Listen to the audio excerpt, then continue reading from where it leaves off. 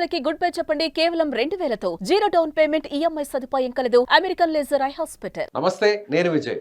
AP politics లో star politician గా ఇప్పటికే గుర్తింపు తెచ్చుకున్నటువంటి డిప్యూటీ సీఎం పవన్ కళ్యాణ్ ఇప్పుడు మళ్ళీ తిరిగి సినిమా రంగంలో కూడా మరొకసారి పవర్ స్టార్ గా పాన్ ఇండియా సినిమాతో మళ్ళీ రాబోతున్నారు, హరిహర వీరమల్లు సినిమాతో. సో ఈ సినిమా ఇప్పటికే మార్చి 28న రిలీజ్ అవుతుందని ఆ మూవీకి సంబంధించినటువంటి యాజమాన్యం ప్రకటించింది. కానీ తాజాగా హీరో నితిన్ అలాగే విజయ్ దేవరకొండ సినిమాలు కూడా అదే రోజున రాబోతున్నాయనేటువంటి ప్రకటన వచ్చేసింది. అయితే ఇప్పుడు దీనిపై ఒక క్లారిటీ ఉంది. నిజంగా హరిహర వీరమల్లు ఆ రోజే రిలీజ్ అవుతుందా, లేదంటే వాయిదా పడే ఛాన్స్ ఉందా? దీని గురించి డిస్కస్ చేద్దాం. మనతో పాటు ఉన్నారు పొలిటికల్ అనలిస్ట్ వచ్చింది శ్రీనివాస్ గారు. నమస్తే అండి. నమస్కారం విజయ్ గారు. సో ఆ క్లారిటీ వచ్చేసింది. 100% కదా. చాలా డౌట్స్ ఉన్నాయి. హీరో నితిన్ ఏంటి, పవన్ కళ్యాణ్కి పోటీ రావడం ఏంటి, అసలు నితిన్ని ఆయన దేవుళ్లా చూస్తాడు పవన్ కళ్యాణ్ని, అలాంటి నితిన్ పోటీ పడతాడా అనే ఒక చర్చ నడిచింది. ఏమంటారు? అంటే 1 year క్రితమే ఈ చిత్ర నిర్మాణ బృందం అనౌన్స్ చేసింది హరిహర వీరమల్లు మార్చి 28 1 year క్రితం అనౌన్స్ చేశారంటే ఎంత కాన్ఫిడెంట్గా ఉండాలో మనం అర్థం చేసుకోవచ్చు. ఈ 1 yearలో పవన్ కళ్యాణ్ గారు పూర్తిగా రాజకీయాల్లో మమేకం అయిపోయారు. ఆయన కోసమని టైం వెయిట్ చేశారు నిర్మాతలు. ఆయన కోసమని గుంటూరు విజయవాడ మధ్య సెట్ కూడా వేసుకొని ఆయన పార్ట్ అంతా పూర్తి అయిపోయింది. ఇంకెక్కడ మీరు అన్నట్టు ఒకవైపు రాబిన్ వుడ్ నితిన్ తీసే సినిమా కావచ్చు, అది మార్చి 28కి అనౌన్స్ చేయటం. రెండోది విజయ్ దేవరకొండ సినిమా కావచ్చు, అది కూడా మార్చి 28కి. ఎందుకు ఇదే సమయంలో ఇట్లా ఏంటి అని చెప్పి అనుకున్నారు. అక్కడేదో సంక్రాంతి కాదు, రేపు అది సమ్మర్, పూర్తిగా సమ్మర్కి ఆయనకు పోటీయే లేదు, ముందే అనౌన్స్ చేశాడు కాబట్టి. అందులో 5 భాషల్లో రిలీజ్ అవుతుంది, ఫస్ట్ పాన్ ఇండియా మూవీ కాబట్టి. ఒక చారిత్రాత్మక నేపథ్యం ఉన్న హరిహర వీరమల్లు అనే వ్యక్తి ఒక చరిత్రలో బ్రిటిష్ వాళ్ళు ఎదిరించిన స్టోరీ ఇంతవరకు తెరమరుగున పడింది. దాన్ని పవన్ కళ్యాణ్ రూపంలో ఏం రత్నం గారు, ఇప్పుడు మనం క్రిష్ అనుకున్నాం, క్రిష్ మధ్యలో ప్రాజెక్ట్ నుంచి వెళ్ళిన ఆయన ఏం రత్నం గారు కుమారుడు ఆ దర్శకుడు ఇద్దరు వేసి ఈ సినిమా పూర్తి చేస్తున్నారు. ఏదైనా కనుక సినిమా కంప్లీట్ అయింది, ఎవరు అభిమానులు నిరసించబడాల్సిన అవసరం లేదు. జనసేన కార్యకర్తలు కావచ్చు, మెగా అభిమానులు కావచ్చు, పవన్ అభిమానులు. ఎందుకంటే అనౌన్స్ అయింది, ఇంకా మరి కొద్ది రోజులు, జనవరి అయిపోయింది కాబట్టి ఫిబ్రవరి దాకా ఎదురు చూడాలి. మార్చి 28 ప్రపంచవ్యాప్తంగా రిలీజ్ కాబోతుంది. ఎప్పుడెప్పుడు అని ఎదురు చూస్తున్నారు, చాలా రోజులైంది ఆయన సినిమాలో చూసి. కాబట్టి నిన్న మీరు అన్నట్టుగా బాబిడియోల్ ఆ పోస్టర్ ఆయన, ఎందుకంటే ఆయన ప్రతినాయకుడిగా సినిమాలో ఉన్నాడు కాబట్టి ఆయన బర్త్డే వేడుకలతో పోస్టర్ రిలీజ్ చేశారు ఈ టీము.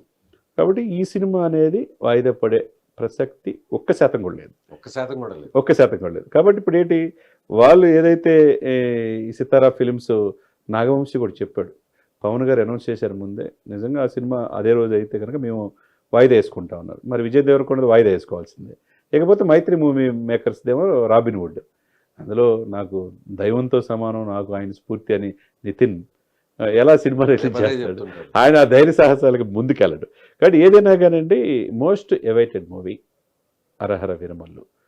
చరిత్రలో మరుగున పడిన అనేక స్వాతంత్ర సమరయోధుల్ని మనకు చూపించబోతున్నాడు పవన్ కళ్యాణ్ గారి రూపంలో. అందులో విరోచితమైన ప్రదర్శనలు ఉన్నాయి.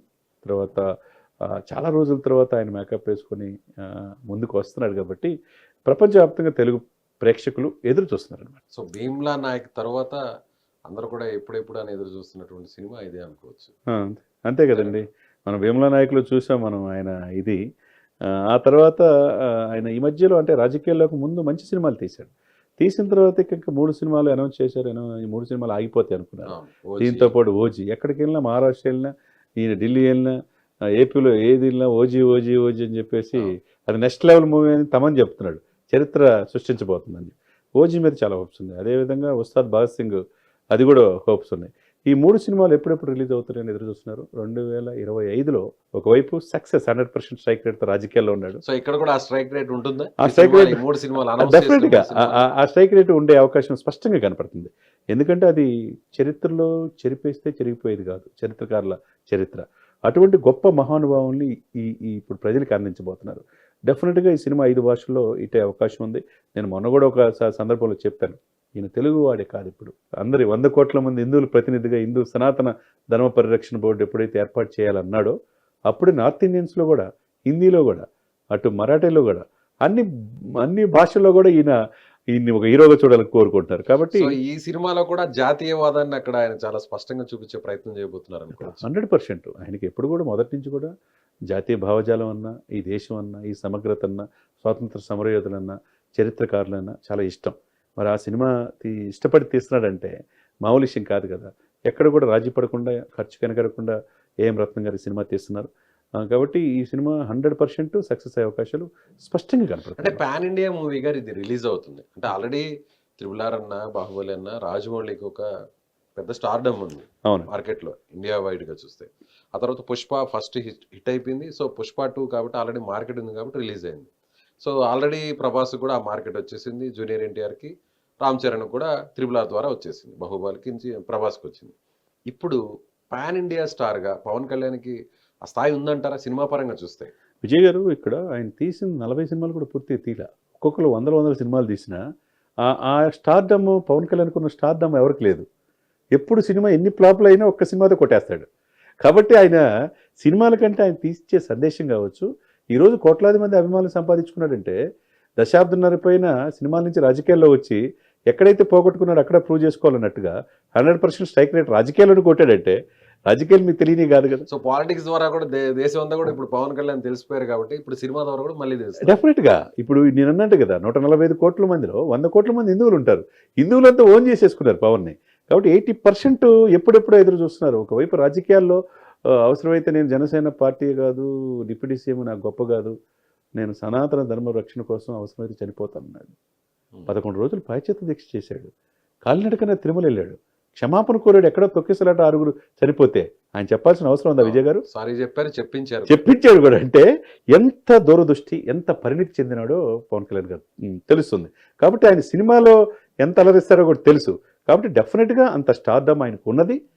ఈ సినిమా రేపు మార్చి 28న ప్రపంచవ్యాప్తంగా ఒక చరిత్ర సృష్టించబోతుంది అనేది అక్కడ ఒక సెంటిమెంట్ కూడా ఉంది చంద్ర శ్రీనివాస్ గారు. సో సినిమా నిర్మాత ఏం రత్నం, గతంలో ఖుషి సినిమా నిర్మాత కూడా ఈయనే. అవునండి. అలాగే ఇప్పుడు ఉన్నటువంటి ప్రతినాయకుడిగా ఉన్నటువంటి బాబీ దేయోల్ కూడా ఇప్పటి వరకు యాక్ట్ చేసినటువంటి సెకండ్ ఫేజ్ లో అవును, యానిమల్ బంపర్ హిట్ అయింది. అవును, రీసెంట్ గా వచ్చినటువంటి డాకు మహారాజ్ బంపర్ హిట్ అయింది. అవును. ఇప్పుడు ఇది హ్యాట్రిక్ అనుకోవచ్చు. డెఫినెట్గా హ్యాట్రిక్ మూవ్ అవుద్ది. హరిహర విరమల ద్వారా Bobby Deol next level action అసలు అద్భుతంగా చేస్తాడు. కాబట్టి ఈ కాంబినేషన్ ఆయనకి మీరు అన్నట్టు ఇది హ్యాట్రిక్ మూవ్ అయ్యే అవకాశాలు స్పష్టంగా కనబడుతుంది. Thank you.